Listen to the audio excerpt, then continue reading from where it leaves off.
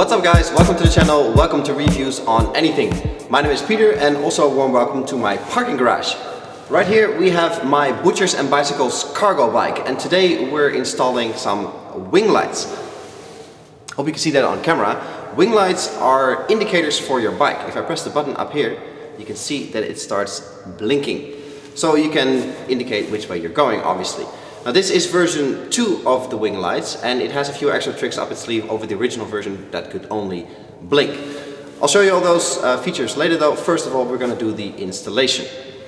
Alright, so here we are up close with my handlebar so you can see what it takes to install the Winglights. I got a little cap here. Like I said, if that's not the case on your handlebars, you have to cut a hole here with a hobby knife. And obviously you have two Winglights. Hope you can see it properly. It says left and right, so make sure you install the right one on the right side. You have to install the back pin here, which is the attachment point. They attach magnetically, like that. But obviously only this bit will go in your handlebars and it sits right there. So let me show you how that goes. I take off the little cap here and then it's just a matter of plopping it in. Now obviously this is not very secure right here.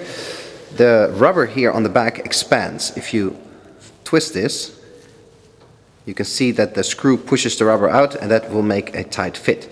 So you have to make sure you find an almost fit and then you can actually turn it from the outside. There we go. No, not yet. As soon as the rubber will grip inside, you can actually twist it and make a tight seal. Now this is really all the installation that is required. Now it's just a matter of plopping it on with the magnetic system and you're good to go.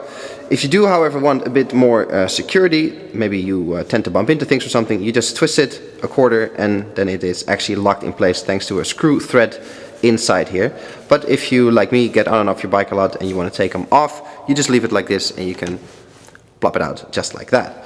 Now obviously I got to show you the light in action, so let's turn the big light off. This is how the light sits on your bike, and if you want to change direction or go around the corner, you just press it once and it'll start blinking. That's really all the functionality there is, which is very nice. It does what it needs to do. It's a very simple operation.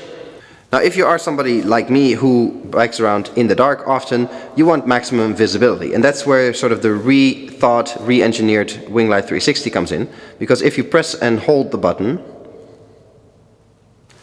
you can see it lights up white and red, front and rear.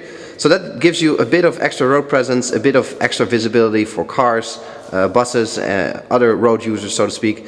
And that is just this extra bit of security that these Winglights now offer. Obviously it still works as a blinker as well. You just press the button once you want to blink and press it again and it goes back to sort of normal driving mode. That's it. There's nothing fancy going on. There's no radio built in, no Wi-Fi, no Bluetooth or anything, no app to control the stroboscope settings or anything. This is just pure and basic functionality of a product that, aims to do one thing. And they added this extra bit of visibility with the front and the rear light, which I think is a welcome addition, because it's on your handlebars permanently anyway. So why not give it this little bit of extra? Now, two more things I need to show you. First of all, you're probably wondering, okay, what if I get off my bike and have to take them off and put them somewhere? Well, Winglights includes this ring. Put one on one end and the other obviously on the other end, and you have a nice compact package you can throw in the bag, put in your pocket, or just have on your keychain with this carabiner. So that is handy in theory. Personally, I find it that I just take them off and put them in my pocket of my jacket or anything, if I take them off at all. The second thing I need to show you is obviously how they charge. You just unscrew the base and the top. And right here, hopefully you can see that properly on camera, you just have a normal micro USB plug, so you can just plug it in and charge it. Alright, after using the Winglights in real life for a while now, what kind of conclusion can we reach? Do they live up to their promise? I think there's a few things to cover. Functionally speaking, I think they work just as promised. Indication goes well, also adding that little extra dimension of having a front and a rear indication of where your bike is nice, especially when a bike the size of mine, like you saw. I think it's always good to have a bit more road presence to make sure people see you, especially in the darker days of winter. It's important. Visibility can never be understated, and this is just a little extra dimension of light. Installation is just as easy as with the original ones, so that is quite nice, and I think these are sort of a fire and forget solution. You put them on your bike once and you really only take them off once you have to charge them. That makes it slightly annoying, if you live in an area where people steal stuff from your bike, you're probably going to forget them at some point and they might get stolen, so that is a bit of a thing. And besides that, it is yet another thing that you have to charge. So not only do you have to charge your regular bike lights, you also have to charge these and your phone and your laptop and your tablet and everything that you're taking with you.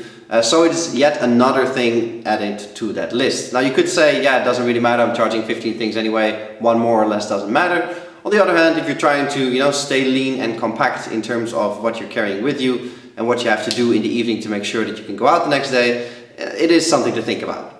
Overall though, I think it's a nice rounded product. It's certainly not for everybody. I can see that a lot of people will say like, yeah, I'll just stick out my hand.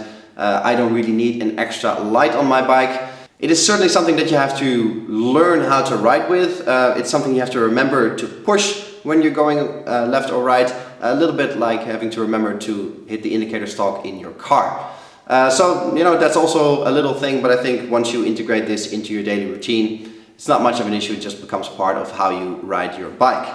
I like the design, I like the way it works, I like the magnets, I think it's a nice and robust design, it looks very stealthy, but still adds this extra dimension of light, of road presence, like I said, which I think is nice, and I think they've done a great job in making that happen. Is it a product for everybody? Certainly not. Is it a product that you absolutely need? Also certainly not, but I do think, if you are a regular biker and you want to be a bit more safer, I think this is a great tool to have. I think it looks good, works good, and I think this will make your life just a little bit safer maybe, because it's only that one accident that you want to avoid that this might do for you. This is Peter from Reviews on Anything with a look at the Winglights 360. I hope you guys enjoyed the video. Please subscribe to the channel, that always helps us a lot, and I'll catch you guys in the next one. Cheers!